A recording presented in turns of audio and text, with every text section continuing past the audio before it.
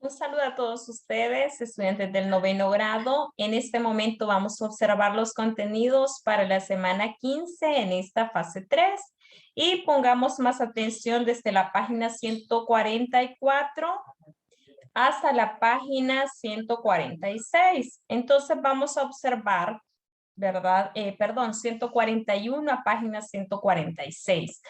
Entonces, todavía tenemos algunas aplicaciones del teorema de Pitágoras. Recordemos que en esta unidad ha sido lo que nos ha ocupado.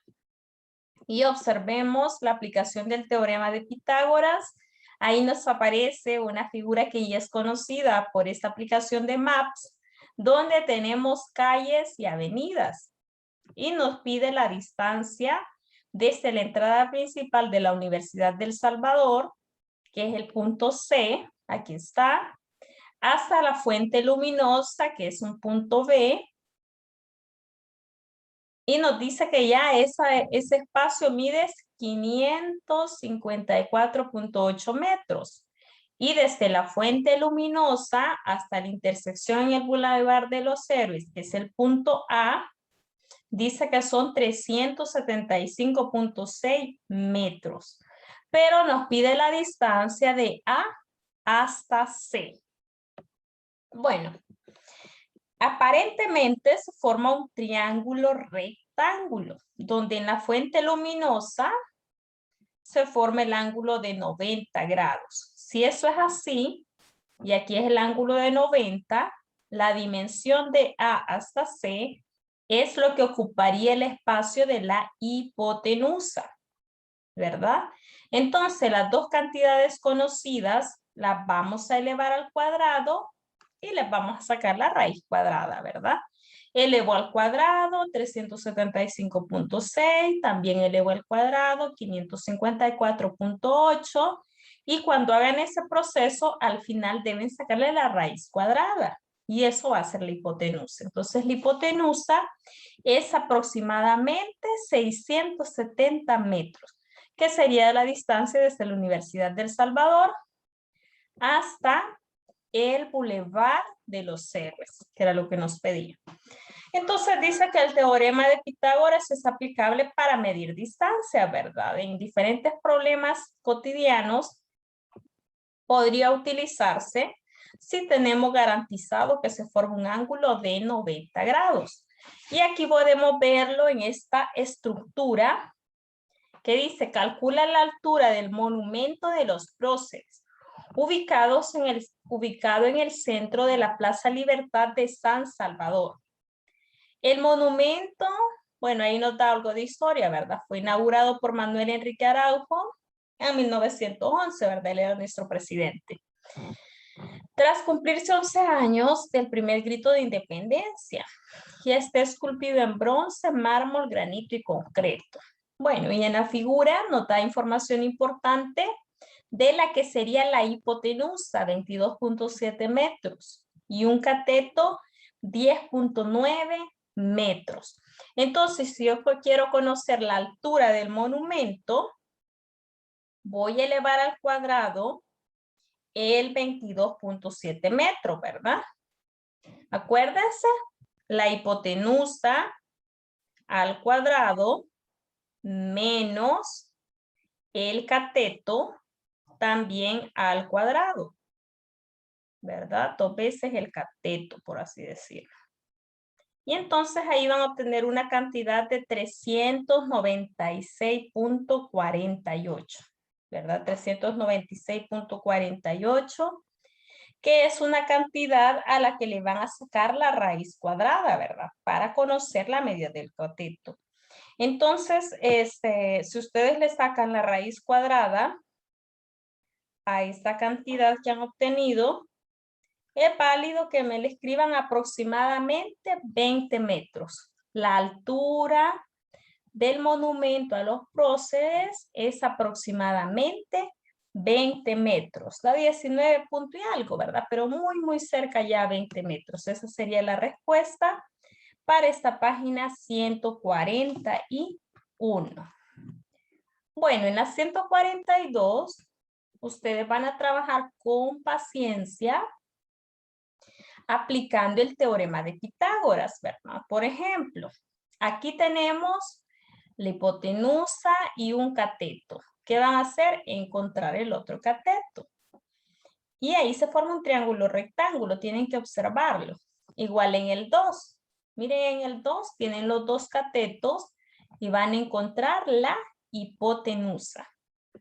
En el número 3, que es uno de los temas que no vimos despacio, pero que lo pueden hacer, van a hallar la medida para ese alambre que es la diagonal de un ortoedro. Entonces, hallan la diagonal de la base y después hallan la diagonal del ortoedro. 2 veces van a aplicar el teorema de Pitágoras.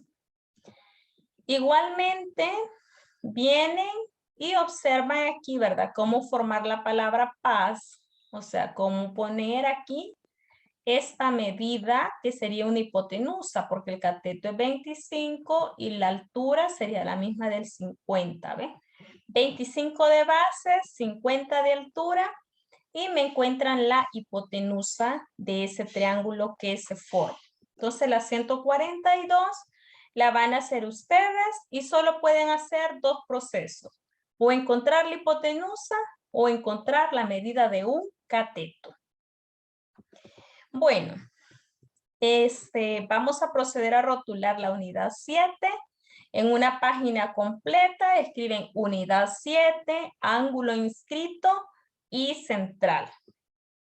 Y vamos a proceder a iniciar esta unidad 7. Ahí hay mucha información muy relevante que no es necesario que la copien. Simplemente la van a leer y van a empezar a observar cómo en la astronomía también influyó la matemática. Y que tenemos este matemático griego llamado Claudio Ptolomeo, que estuvo estudiando mucho sobre cómo los planetas giran alrededor del Sol. O él a veces también creía lo contrario, ¿verdad? Que el Sol era el que giraba alrededor de los planetas. Pero luego, pues, sabemos que creemos en otra teoría que inventó Nicolás Copérnico, donde es el Sol el centro de nuestro sistema, por eso se llama sistema solar, y todos los demás planetas giramos alrededor de él. Sin embargo, los estudios de Claudio Ptolomeo pues nos ayudan a entender mucho sobre la utilidad de estas partes de la circunferencia y cómo se da el movimiento giratorio sobre, ¿verdad? Sobre el propio eje. La Tierra sabemos que tiene movimientos de rotación y traslación y estos van en un orden según los grados, ¿verdad? Siempre hay un ángulo en ese movimiento. Bueno, ustedes lo pueden leer despacio. Y vamos a continuar con la página 144, donde tenemos los elementos de la circunferencia. Y los elementos de la circunferencia pues son varios. Y si ustedes ya no los recuerdan, es muy bueno que lo copien para entender mejor, ¿verdad? Ahí tenemos el radio, que ya sabemos que es un segmento pequeño que une el centro con la circunferencia. El diámetro, que sabemos que son 2 radios. El arco, esa recta tangente que solo toque en un punto. La cuerda, ¿verdad? Que toque en 2 puntos y que se siguiera prolongando, pues se llamara secante. Esos son algunos elementos de la circunferencia. Entonces, en el lapicito nos pide, ¿verdad? Que escribamos el nombre de algunos de ellos. Aquí el C, por ejemplo, es el diámetro, el D es el arco, y después pueden seguir leyendo la página para que contesten los demás. Y aquí ya nos dice, ¿verdad? ¿Cuál es el nombre del elemento que es la mitad del diámetro? Pues es el radio, ¿verdad? ¿Cuál es el nombre de la cuerda de mayor longitud? El nombre es el diámetro. ¿Cómo es la recta tangente y el radio al punto de tangencia en una circunferencia? Bueno, pues la recta tangente decimos que forma ángulos de 90 grados con respecto al radio, ¿verdad? Al centro. Entonces ahí se forman ángulos de 90 grados. Y posteriormente continuamos con la definición y medida de ángulos inscritos, ¿verdad? Vamos a ver un poquito este tema que es bastante interesante tenerlo claro. Vamos a observar esta ilustración que se nos presenta y vamos a definir quién es el ángulo central.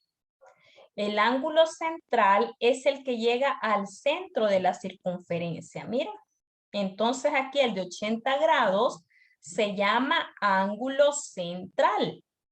Mientras que el que llega hasta el punto P, ese lo vamos a nombrar como ángulo inscrito, ¿verdad? Tienen el mismo arco, pero tienen diferente medida. Ya vamos a seguir estudiando. Aquí nos lo dice, ¿ven? Utilizando el compás se pueden desplazar y podemos ver que el ángulo inscrito en P puede quedar en diferentes lugares, miren, y mantener siempre el arco que está en rojito. Y ahí lo tenemos y vamos a aprendernos una definición en esta página. Vamos a ver cómo el ángulo inscrito es la mitad del ángulo central. ¿Qué quiere decir? Que si el ángulo central dijimos que mide 80, aquí está en todas las ilustraciones, el ángulo inscrito, no importa para qué lado se mueva, siempre va a medir 40 grados, o sea, la mitad de 80, ¿verdad? Esa es la primera definición que se deben de aprender en esta unidad.